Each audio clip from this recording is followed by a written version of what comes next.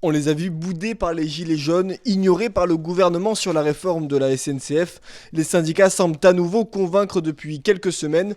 Nous les avons suivis à l'occasion de la manifestation contre la réforme des retraites mardi 10 décembre. Un reportage signé Sacha Zilinski et Thomas Edou. Dans l'épais brouillard des fumigènes, les slogans résonnent. Les jeunes dans la galère, les jeunes dans la misère de cette société-là, on n'en veut pas. D'après un comptage indépendant, 27 000 personnes sont présentes dans le cortège parisien.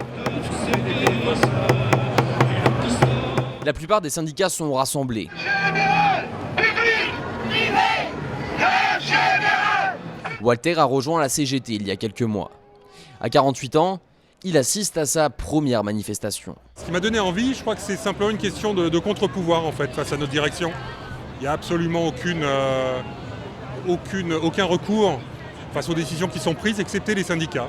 Simone, elle, manifestait déjà en 2005 contre la loi Fillon sur les retraites. Elle n'a pas encore rejoint un syndicat, mais envisage de le faire prochainement. Je considère que le mouvement CGTiste est très impliqué dans la défense des droits des salariés et que être derrière un mouvement comme celui-ci, ça nous permettra d'être plus crédibles et de pouvoir lutter de façon unitaire. Fabrice est syndiqué à la CGT depuis 25 ans. Il a fait le déplacement depuis le sud de la France. Tu vas bien? Et toi? Impeccable, impeccable. Ouais. Depuis quelques jours, il observe une remontée en puissance de son syndicat.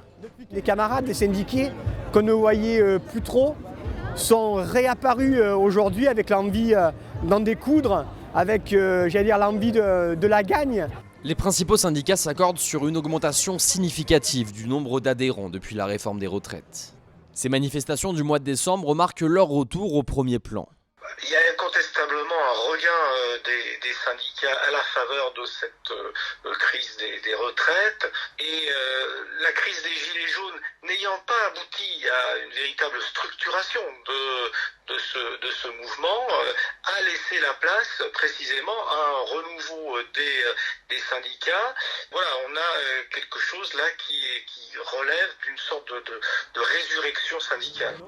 Selon une étude réalisée par l'Institut Harris sur la réforme des retraites, 44% des sondés font confiance aux syndicats.